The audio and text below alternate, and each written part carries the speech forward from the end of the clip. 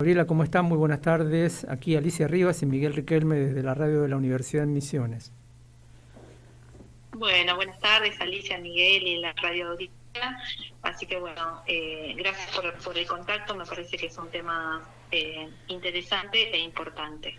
Tal cual, coincidimos. En realidad, además, me parece que poco tratado en los medios en general, ¿no? ¿De qué estamos hablando? De ir a la audiencia. Bueno, a través de un decreto, el gobierno nacional intenta, porque ya lo anunció en varias ocasiones, modificar la ley de glaciares.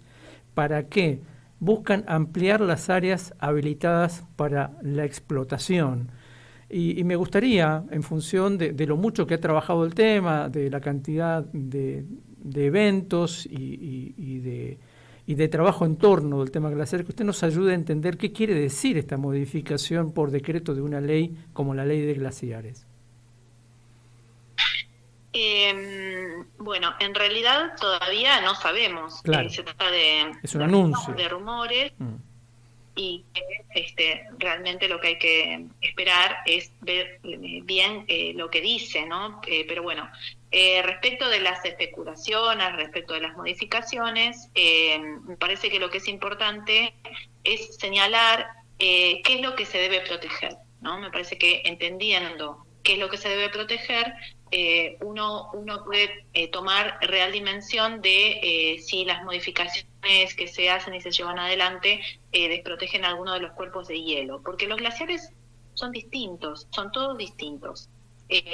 Uno tiene los glaciares como el Perito Moreno, que son glaciares blancos, que son los que todo el mundo conoce, y esos en principio no sufrirían ningún tipo de modificación en su protección.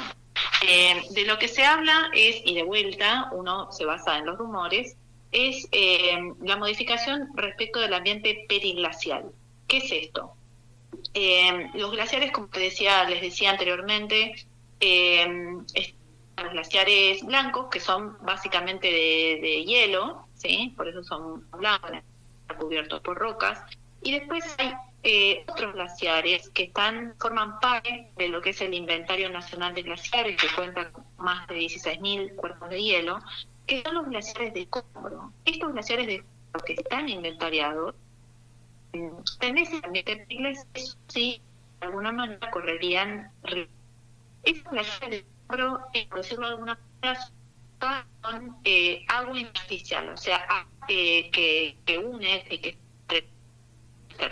los espacios que existen entre estas rocas, y son muy importantes, no son los más característicos, no son los que uno en los que piensa en glaciares, pero son muy importantes desde el punto de vista de reservas hídricas estratégicas, y sobre todo cobran mayor relevancia al estar ubicados.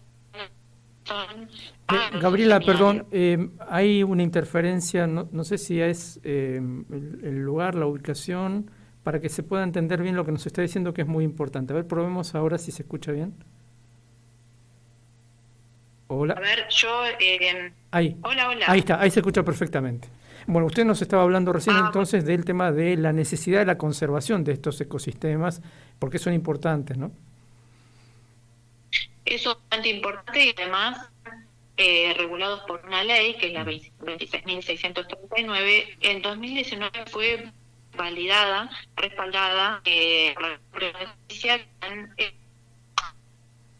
digamos, emite un fallo en el respaldo, con lo cual es importante que realmente es un emblema y que en ese sentido, digamos, protege a los glaciares, que es importante mencionar que protege a todos los glaciares, claro. Y eso la hace una ley única en el mundo, y que de alguna manera deberían orgullecernos como argentinos, porque quiere decir que entendimos la importancia que tienen los glaciares y que tienen las reservas de agua también, ¿no? Que están asociadas a ellos.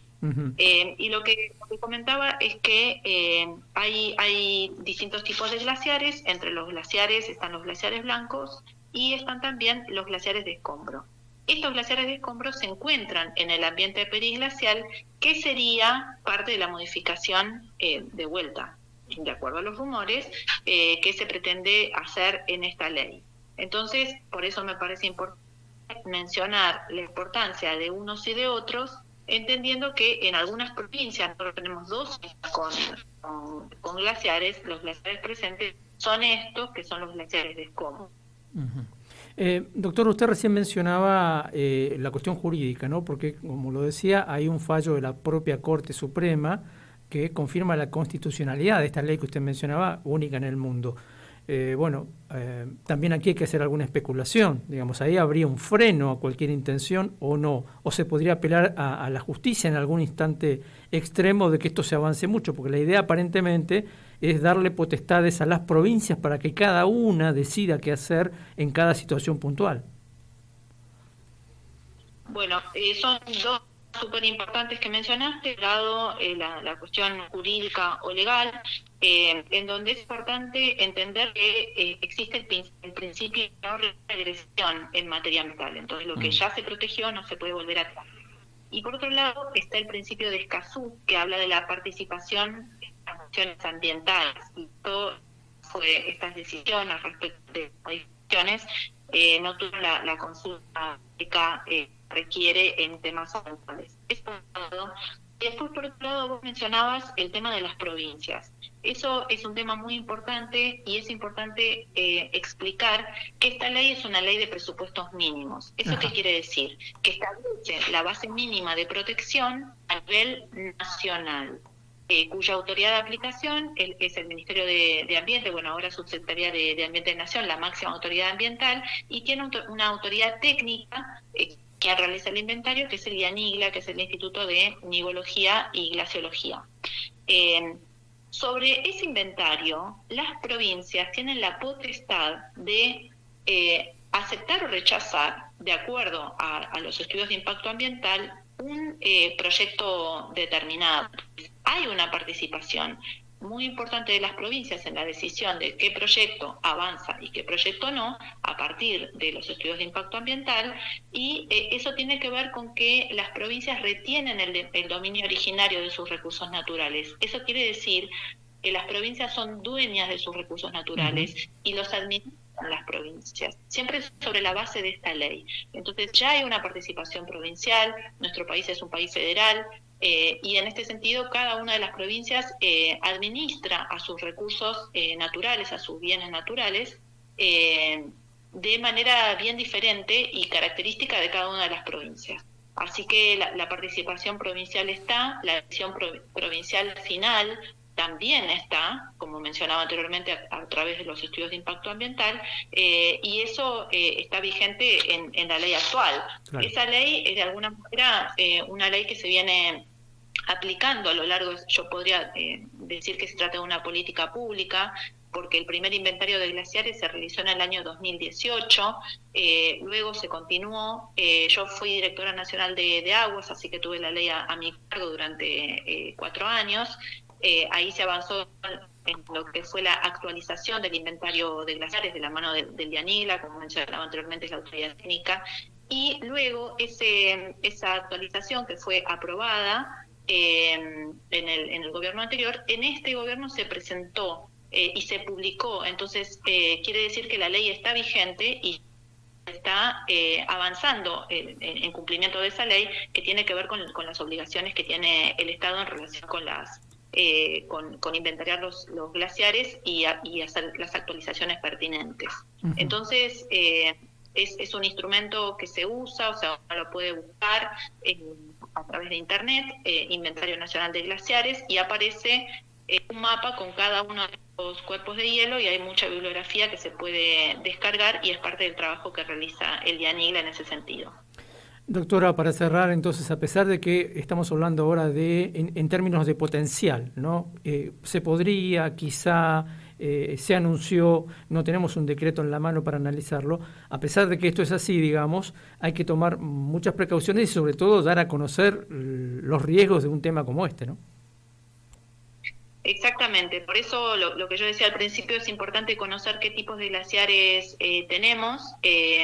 un poco entrar en la cuestión técnica para poder explicar las diferencias entre ellos y explicar que todos ellos son importantes desde el punto de vista hídrico. Se suele hablar de la significancia hídrica que tiene que ver con la cantidad de agua que almacena un glaciar. Uh-huh. Y nosotros empezamos a hablar sobre la significancia ambiental. Bueno, yo soy ecóloga, siempre trabajé en conservación de ecosistemas de agua y bueno, me tocó durante un periodo estar a cargo de la Dirección Nacional de Aguas en Ambiente Nación, así que bueno, empezamos a esgrimir este término que tiene que ver con la significancia ambiental, que tiene que ver con los aportes de agua en ecosistemas en donde ese agua es escasa.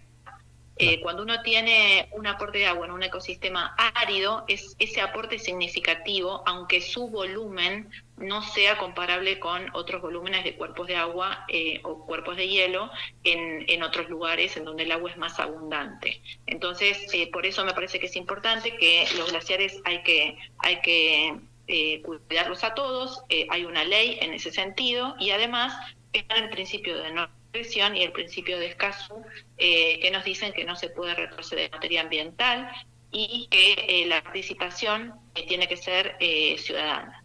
Perfecto, doctora. Le agradecemos enormemente la amabilidad que ha tenido de atendernos. Quizá volvamos a molestarla por este tema y por otros que tienen que ver con su expertise. Muchísimas gracias. Muchas gracias a ustedes por el espacio. Gabriela González Tirilla, entonces, es la presidenta de Ecosistemas Azules, es investigadora de CONICET. Charlaba con nosotros, fue también, ella misma lo explicaba, funcionaria de la Subsecretaría de Ambiente de la Nación, fue directora nacional de Gestión Ambiental del Agua y los Ecosistemas Acuáticos. Aquí hablando del tema de los glaciares, a los que hay que conocer, decía ella. No son todos iguales, son muchos en la Argentina, están inventariados y sobre todo están protegidos por ley. Y hay principios legales, constitucionales, que en el caso del ambiente no se puede retroceder, hablando siempre desde el punto de vista de la ley. No se puede derogar una ley que ya protege, no se puede desproteger lo que ya está protegido por ley, ¿no? Así que veremos cómo sigue todo esto. La charla con Gabriela González Tirilla.